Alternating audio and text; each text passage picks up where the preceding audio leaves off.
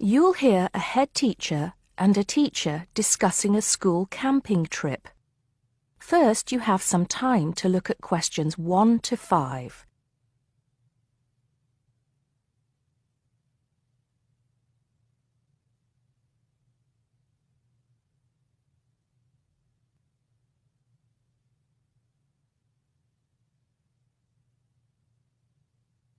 Now we shall begin.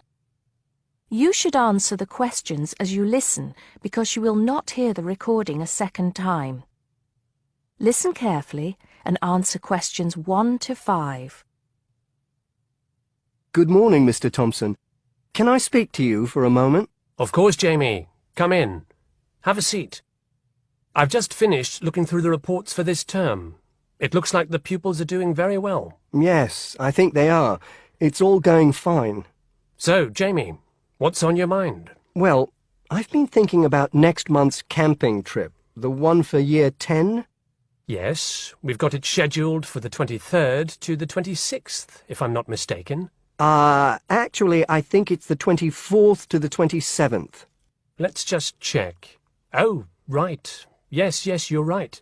So... Well, I've been thinking about how we might possibly make this year's event even better than last year's. Not that last year's wasn't great, but... Suggestions for improvement are always welcome, Jamie. So, what have you been thinking about? Well, to tell the truth, I wasn't completely happy with the camp we used last year. It was rather small, and I didn't feel that the grounds were particularly well kept. Go on. I did some searching, and I think I found the perfect spot. It's called Shepton Meadows, and... Is that the campsite in the Lake District? No, actually it's just outside Carlisle. It's a huge site, and it's on a lovely lake, Lake Brant, I believe it's called. Half the site is forested, and the rest, the actual camping area, is grassy. For kids that rarely get to see anything more than concrete, it's ideal. And the facilities are amazing.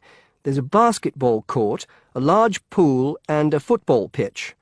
There are well-marked trails through the forest for hiking, and the lake is there for swimming and other water sports. I believe there's even a lifeguard service. That sounds like it might suit our purposes perfectly. Did you happen to find out about availability and cost? Yes, as a matter of fact, I did. I called them yesterday evening, and there are plenty of spots available. And because we're a non-profit organisation, they said they would give me a reduction in the price. If I remember correctly, we paid £5 a head last year. Yes, per night, right? Yes, each child paid £10 for the 2 nights. Well, at this campsite, it's only £4 per night. And they told me that if we had over 50 children, which we do, they could give us a further 10% off. That's very reasonable, isn't it?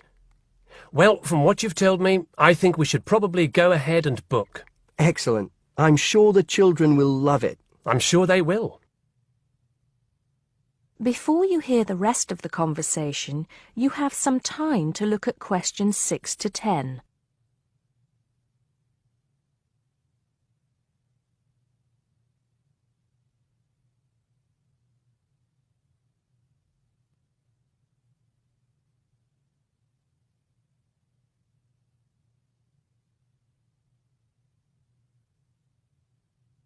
Now listen and answer questions 6 to 10.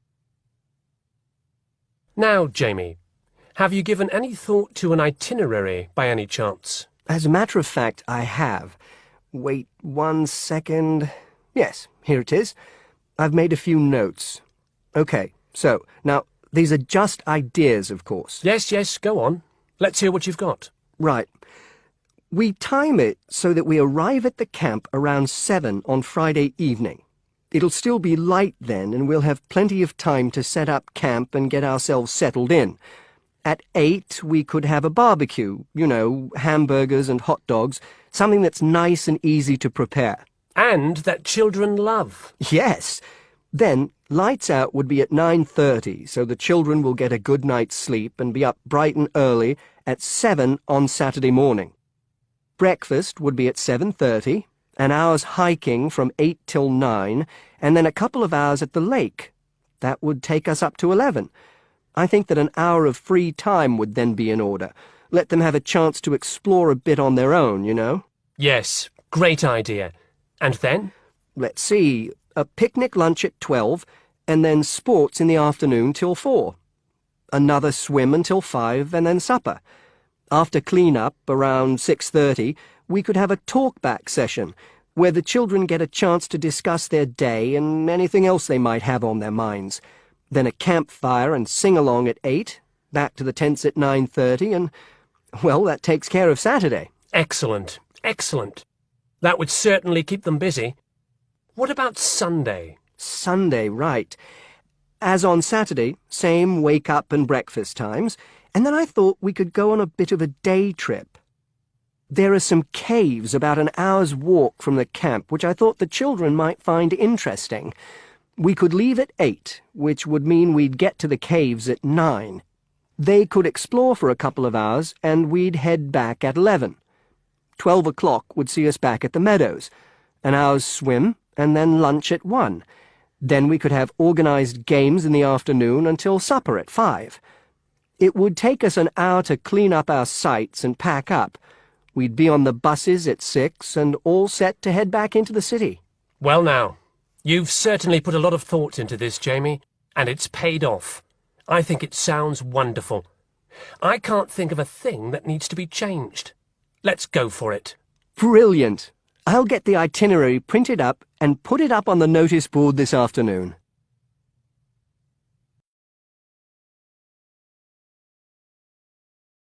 That is the end of part 1.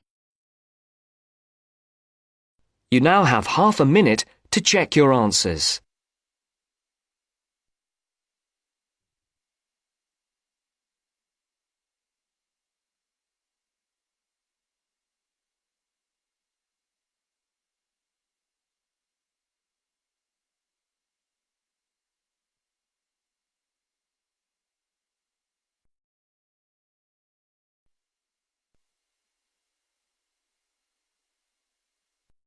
Now turns to part 2. Part 2. You will hear an introductory speech to students at a summer school. You have 30 seconds to look at questions 11 to 14.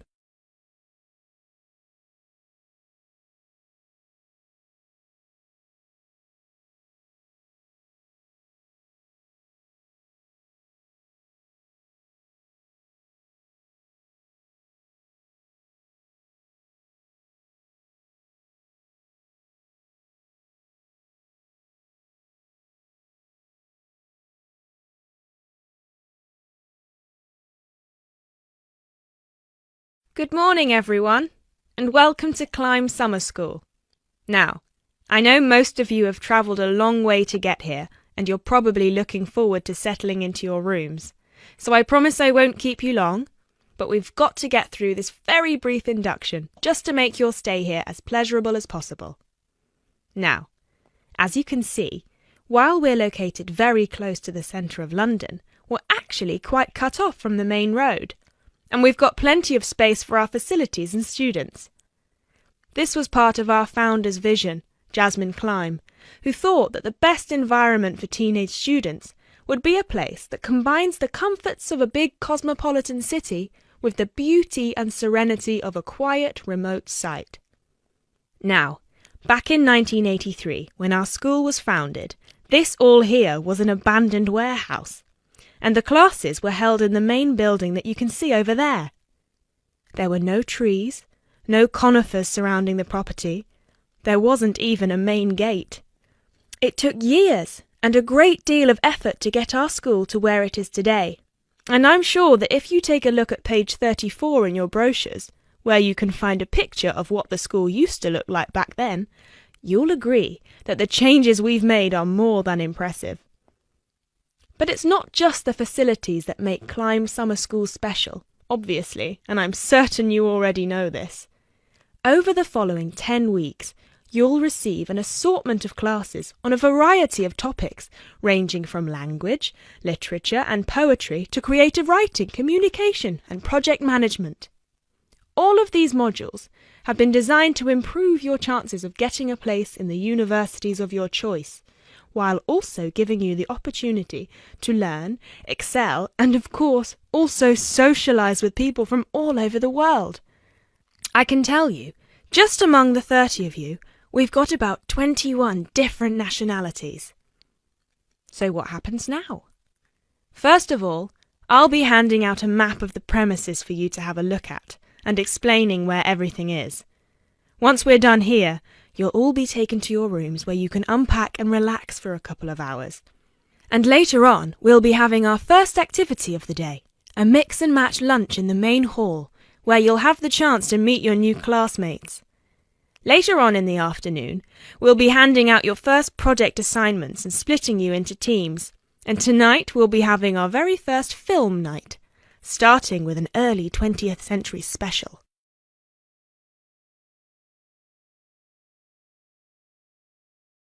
You now have 30 seconds to look at questions 15 to 20.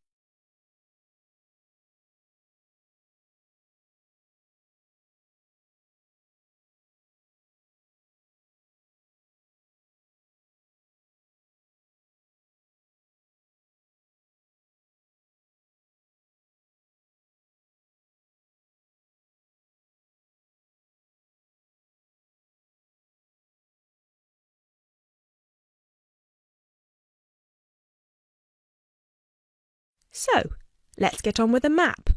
You've already got a version of it in your brochures, so if you can open them to the last page so we can have a look. Very well. As I showed you before, the actual school is right over there in the middle. That's where you'll be having most of your classes.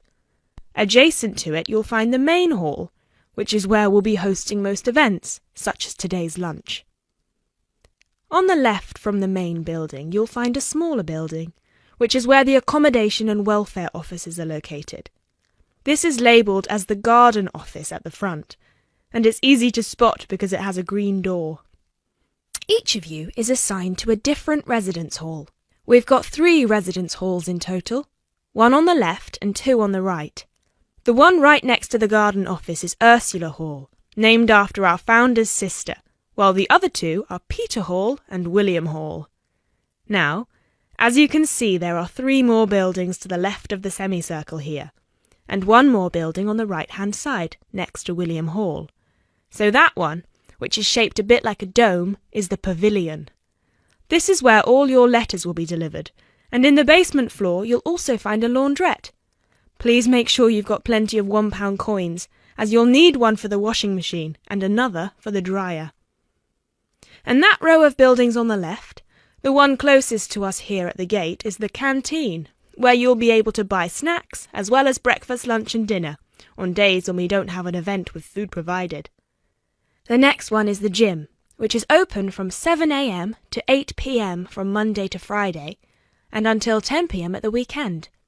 And the last building, right over there, is the study centre, where you'll find plenty of computers and books, as well as a great selection of DVDs and magazines that you can borrow with only a small refundable deposit of £5. Now, please remember to keep your student card with you at all times, as you'll need it to access most of these facilities. That is the end of part 2. You now have half a minute to check your answers.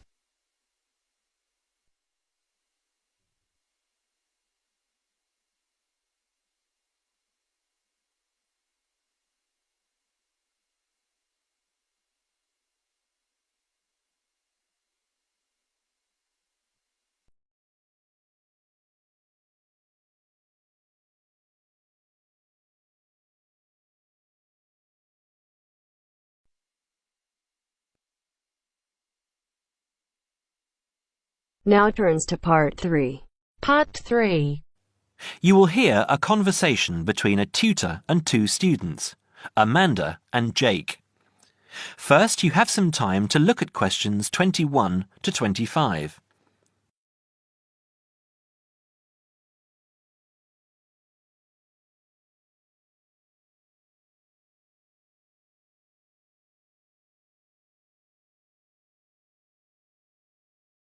Now listen carefully and answer questions 21 to 25.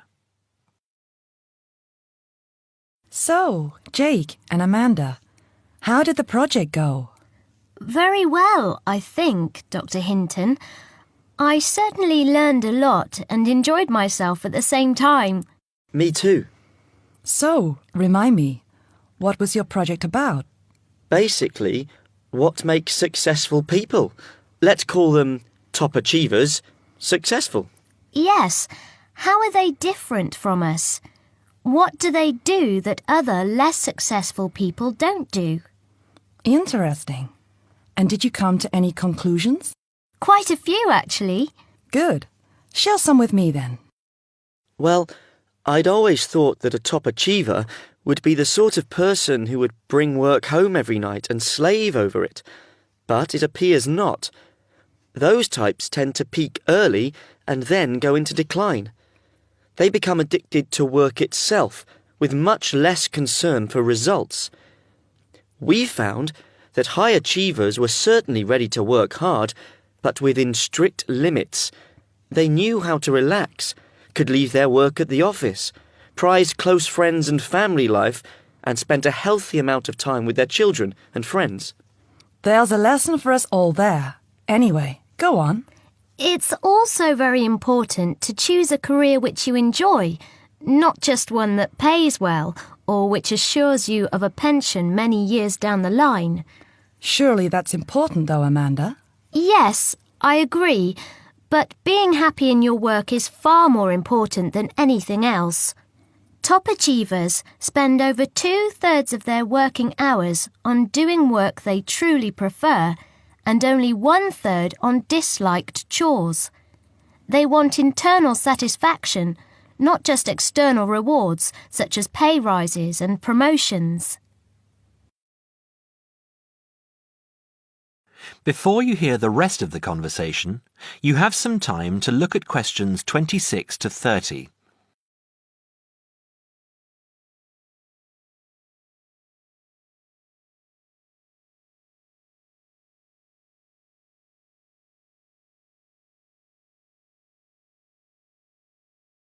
Now, listen and answer questions 26 to 30.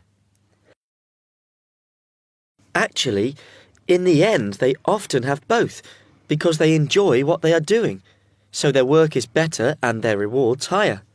Yes, Jake, that certainly makes sense.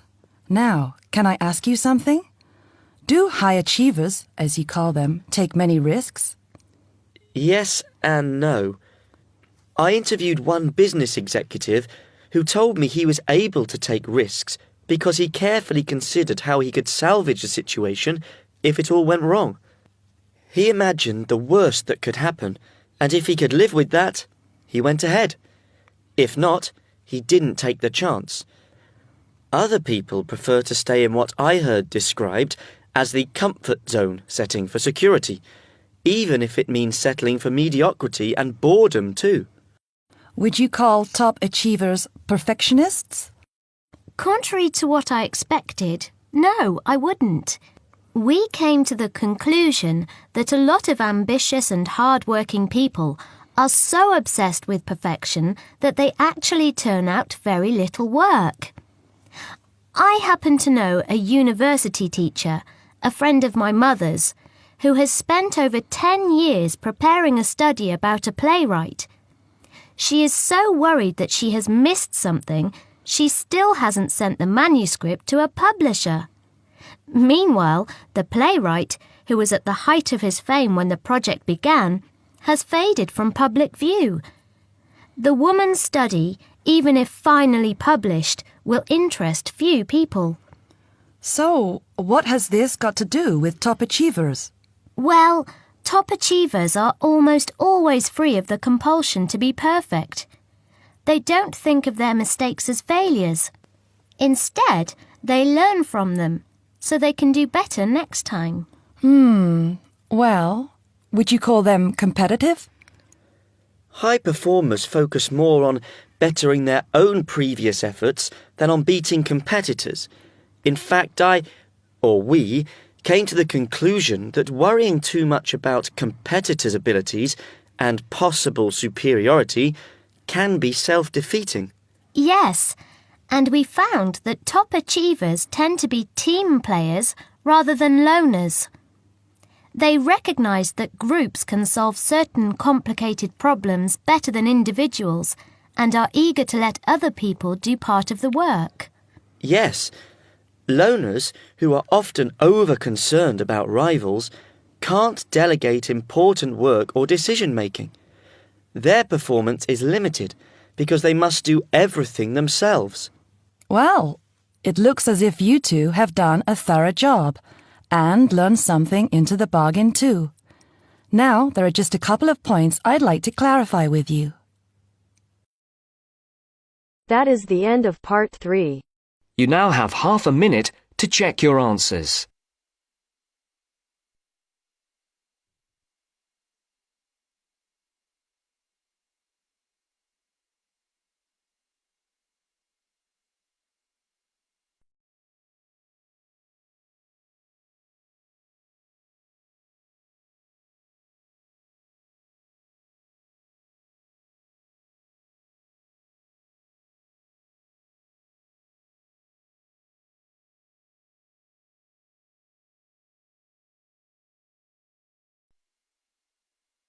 Now turns to part 4.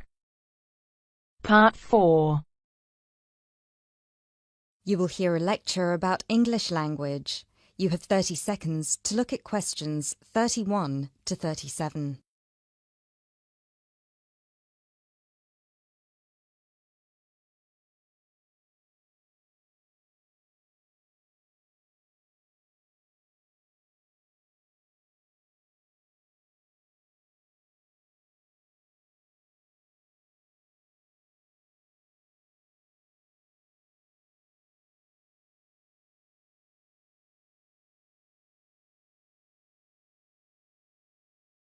Those of you who were here last week will remember that we talked about the journey of the English language from its early Indo-European origins through to Old English, Middle English, and then to early and late modern English before it reached the form that it has today. Today, we will be continuing that theme by focusing on the future of the English language and all the places it might go from here. There are about 2.1 billion people around the world who can speak English. Out of these, only 400 million are native speakers, which means that 4 in 5 English speakers are non-natives. This is obviously quite an impressive number, considering that just 2 centuries ago, in 1801, there were only about 20 million speakers of English around the world, and languages like French and German were ahead of English in terms of how many people were using them.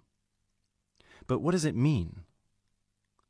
What it means is that the future of the English language doesn't really depend on its native speakers, but on that massive number of non-native speakers learning it around the world. Has anyone heard the term pidgin before, or Creole? A pidgin is a simplified version of a language which acts as a bridge between two people who don't have a common language, allowing them to communicate with each other. While a Creole is a language that evolves from a pidgin, with the difference that it is fully formed with clear grammatical rules and vocabulary. There are currently dozens of pidgin and Creole languages based on English around the world, for example, Nigerian pidgin or Jamaican patois. These languages are also known as Englishes. What's interesting about these Englishes is how different they sound to, for lack of a better term, proper English.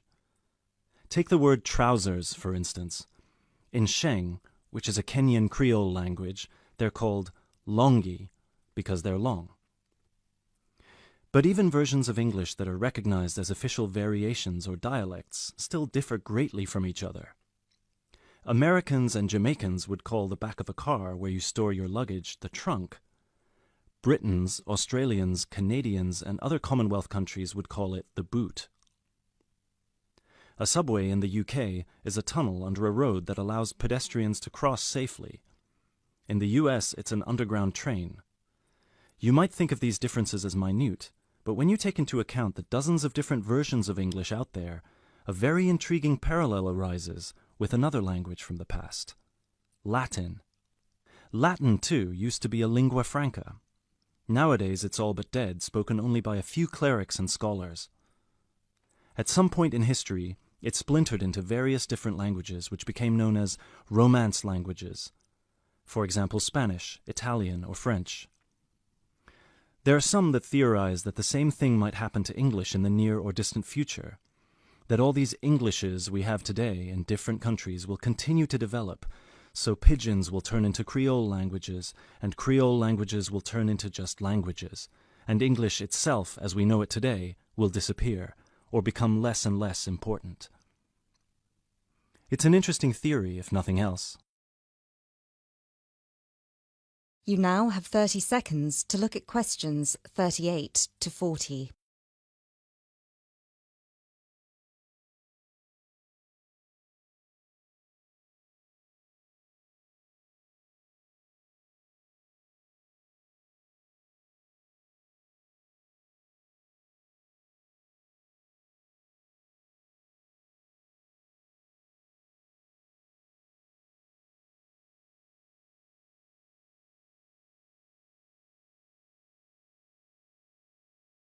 It makes sense that as English grows in popularity, countries, especially those with a strong sense of identity and tradition, will develop their own versions of the language, marked by the idiosyncrasies of their culture. Just think of the contribution of dialects such as Jamaican or South African English. In the past 50 years alone, they've added about 25,000 words to the English language. Most of these related to a local context that wouldn't have existed in English before the spread of colonialism. In terms of numbers, just those are enough for a brand new language. There are some flaws to this theory too, however. While it's true that Latin and English have a lot of similarities in terms of how they developed, or have developed throughout history, there is one big difference. We currently live in an era of globalization. Today, you can be in India and stream an American film or TV series in seconds. You can be in Nigeria and listen to British music. You can be in Brazil and read a novel from an Australian author. Just a few centuries ago, this was unthinkable. So what's the other way that English could go? According to some experts, there's the possibility that it could maintain its status as the world's global language, but with a few differences. Already today, most conversations in English occur between non-native speakers. While many of these might be fluent, the majority probably only have an intermediate understanding of the language, devoid of the nuances, colloquialisms, and complex collocations that native speakers employ in their interactions. This means that over time, English could turn into some sort of world speak, the official lingua franca for the entire world, but in a simplified form. Some scholars have even started trying to develop that version of English by selecting the most useful words in the English vocabulary for non-native speakers to learn. Robert McCrum has compiled a comprehensive list of 1,500 words, for example, a version of English that he calls Globish. And what about traditional native speaker English? It might continue to exist, but lose its popularity, as the previous theory suggests. There are many more theories about the future of the English language, of course. I've only focused on the two main ones because they clearly demonstrate our uncertainty when it comes to how this beautiful language will develop. English is in a unique, unprecedented position.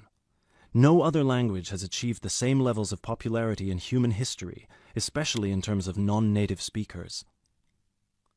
So, as this is clearly uncharted territory, only time will be able to tell us what will happen. That is the end of part 4.